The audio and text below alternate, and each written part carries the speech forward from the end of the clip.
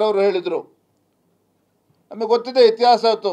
ಇಂದಿರಾ ಗಾಂಧಿ ಅವರು ಇರಲಿ, ರಾಜೀವ್ ಗಾಂಧಿ ಅವರು ಇರಲಿ, ತಮಗೆ ತಾವು ಭಾರತ ರತ್ನವನ್ನು ಕೊಡ್ಕೊಂಡ್ರೆ ಹೊರತು ಸಂವಿಧಾನ ಶಿಲ್ಪಿ ಬಾಬಾ ಸಾಹೇಬ್ ಅಂಬೇಡ್ಕರ್ ಅವರಿಗೆ ಭಾರತ ರತ್ನವನ್ನು ಕೊಡ್ತಕ್ಕಂಥ ಯಾವ ಪ್ರಯತ್ನವನ್ನು ಕೂಡ ಕಾಂಗ್ರೆಸ್ ಪಕ್ಷ ಅಧಿಕಾರದಲ್ಲಿದ್ದಾಗ ಮಾಡೋದಕ್ಕೆ ಸಾಧ್ಯ ಆಗಲಿಲ್ಲ.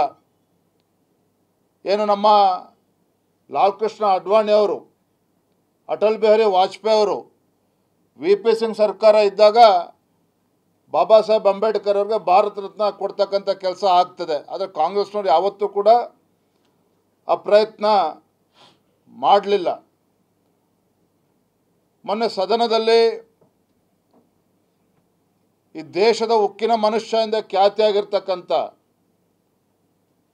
ಗೃಹ ಸಚಿವ ಅಮಿತ್ ಶಾಜಿ ಅವರು ಎಳೆಯಾಗಿ ಈ ಕಾಂಗ್ರೆಸ್ ಪಕ್ಷದ ಕಾಂಗ್ರೆಸ್ ನಾಯಕರುಗಳ ಬಂಡವಾಳವನ್ನು ಬಿಚ್ಚಿಡ್ತಕ್ಕಂಥ ಕೆಲಸ ಮಾಡಿದ್ದಾರೆ. ಸದನದಲ್ಲಿ, ಸಂಸತ್ತಿನಲ್ಲಿ ಎಳೆಯಾಗಿ ಯಾವ ರೀತಿ ಕಾಂಗ್ರೆಸ್ನವರು ಅನ್ಯಾಯ ಮಾಡಿದರು ಬಾಬಾ ಸಾಹೇಬ್ ಅಂಬೇಡ್ಕರ್ ಅವರ ವಿಚಾರದಲ್ಲಿ, ಯಾವ ರೀತಿ ಅವರಿಗೆ ದ್ರೋಹ ಬಗೆದರು, ಇದೆಲ್ಲವನ್ನು ಕೂಡ ಅಮಿತ್ ಶಾಜಿ ಅವರು ಸದನದಲ್ಲಿ ದೇಶದ ಜನರ ಮುಂದೆ ಇವರ ಬಂಡವಾಳವನ್ನು ಬಯಲು ಮಾಡ್ತಕ್ಕಂಥ ಕೆಲಸ ಮಾಡಿದ್ದಾರೆ. ಆದರೆ ಕಾಂಗ್ರೆಸ್ ಚಾಳಿ ನಮಗೆಲ್ಲ ಗೊತ್ತಿದೆ.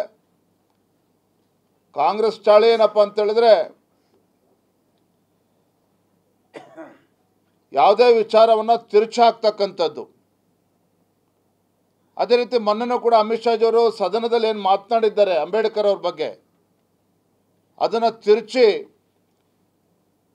ದೇಶದ ಜನರನ್ನು ತಪ್ಪು ದಾರಿಗೆ ತೆಗೆದುಕೊಂಡು ಹೋಗ್ತಕ್ಕಂಥ ಕೆಲಸವನ್ನು ಮಾಡ್ತಾ ಇದ್ದಾರೆ.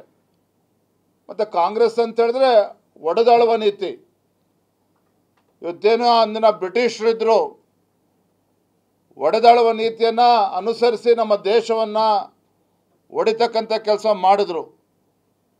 ತದನಂತರದಲ್ಲಿ ಜವಾಹರ್ಲಾಲ್ ನೆಹರು ಅದನ್ನು ಮುಂದುವರಿಸ್ಕೊಂಡು ಬಂದರು. ಇಂದಿನ ಕಾಂಗ್ರೆಸ್ ಜಾತಿಗಳ ಮಧ್ಯೆ ವಿಷಬೀಜವನ್ನು ಬಿತ್ತಿ, ಧರ್ಮಗಳ ಮಧ್ಯೆ ವಿಷಬೀಜವನ್ನು ಬಿತ್ತಿ,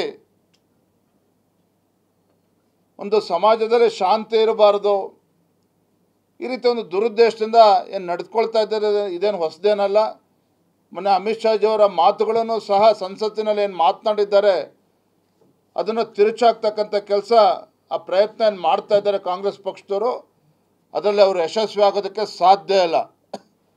ಕಾರಣ ಏನಪ್ಪ ಅಂತ ಹೇಳಿದ್ರೆ, ಈ ದೇಶದ ಹೆಮ್ಮೆಯ ಪ್ರಧಾನಮಂತ್ರಿ ನರೇಂದ್ರ ಮೋದಿಜಿಯವರು ಬಾಬಾ ಸಾಹೇಬ್ ಅಂಬೇಡ್ಕರ್ ಅವರ ಜೀವನದಲ್ಲಿ ಬದುಕಿನಲ್ಲಿ ಬಂದಂಥ ಜಾಗಗಳನ್ನ ಪಂಚತೀರ್ಥಗಳ ಕ್ಷೇತ್ರವನ್ನಾಗಿ ಇವತ್ತು ಪರಿವರ್ತನೆ ಮಾಡಿದ್ದಾರೆ. ಬಾಬಾ ಸಾಹೇಬ್ ಅಂಬೇಡ್ಕರ್ ಅವರು ಹುಟ್ಟಿರ್ತಕ್ಕಂಥ ಸ್ಥಳ, ಲಂಡನ್ನಲ್ಲಿ ಅವರು ವಾಸವಾಗಿರ್ತಕ್ಕಂಥ ಮನೆ, ಈ ರೀತಿ ಎಲ್ಲವನ್ನೂ ಕೂಡ ಇವತ್ತು, ಯಾಕೆ ಅಂತ ಹೇಳಿದ್ರೆ ಪ್ರಧಾನಮಂತ್ರಿಗಳ ನರೇಂದ್ರ ಮೋದಿಜಿಯವರ ಉದ್ದೇಶ ಏನಪ್ಪ ಅಂತ ಹೇಳಿದ್ರೆ, ಯಾವ ಸಂವಿಧಾನ ಶಿಲ್ಪಿ ಬಾಬಾ ಸಾಹೇಬ್ ಅಂಬೇಡ್ಕರ್ ಅವರನ್ನು ನಾವು ಪೂಜಿಸ್ತೇವೆ, ಆರಾಧಿಸ್ತೇವೆ, ಅವರ ಕೊಟ್ಟಿರ್ತಕ್ಕಂಥ ಸಂವಿಧಾನವನ್ನು, ಅವರು ತೋರಿಸಿಕೊಟ್ಟಿರ್ತಕ್ಕಂಥ ಮಾರ್ಗದಲ್ಲಿ ನಾವು ಏನು ಪ್ರಾಮಾಣಿಕವಾಗಿ ನಡ್ಕೊಂಡು ಬರ್ತಾ ಇದ್ದೇವೆ. ಇವತ್ತು ಬಾಬಾ ಸಾಹೇಬ್ ಅಂಬೇಡ್ಕರ್ ಅವರ ಇಡೀ ಜಗತ್ತಿಗೆ ಪರಿಚಯವನ್ನು ಮಾಡಿಕೊಡ್ಬೇಕು. ಅವ್ರು ಕೊಟ್ಟಿರ್ತಕ್ಕಂಥ ಸಂವಿಧಾನ ಕೇವಲ ಭಾರತಕ್ಕೆ ಅಷ್ಟಲ್ಲ, ಇಡೀ ಜಗತ್ತಿಗೆ ಒಂದು ರೀತಿ ದಾರಿದೀಪ ಆಗಿರ್ತಕ್ಕಂಥದ್ದು. ಅಂಥ ಪುಣ್ಯಾತ್ಮ ಸಂವಿಧಾನ ಶಿಲ್ಪಿ ಬಾಬಾ ಸಾಹೇಬ್ ಅಂಬೇಡ್ಕರ್ ಅವ್ರನ್ನ ಗೌರವ ಕೊಡ್ತಕ್ಕಂಥದ್ದಾಗಲಿ, ಅವ್ರನ್ನ ಸ್ಮರಣೆ ಮಾಡ್ತಕ್ಕಂಥದ್ದಾಗಲಿ, ಅವ್ರನ್ನ ಜಗತ್ತಿಗೆ ಪರಿಚಯವನ್ನು ಮಾಡಿಕೊಡ್ತಕ್ಕಂಥ ಕೆಲಸ ಮಾಡ್ತಾ ಇದ್ದಾರೆ ಅಂತ ಹೇಳಿದ್ರೆ, ಅದು ನಮ್ಮ ಪ್ರಧಾನಮಂತ್ರಿ ನರೇಂದ್ರ ಮೋದಿಜಿಯವರು ಮಾಡ್ತಾ ಇದ್ದಾರೆ ಅನ್ನೋದನ್ನು ಈ ಸಂದರ್ಭದಲ್ಲಿ ನಾನು ನೆನಪು ಮಾಡಿಕೊಡೋದಕ್ಕೆ ಇಚ್ಛಪಡ್ತೇನೆ.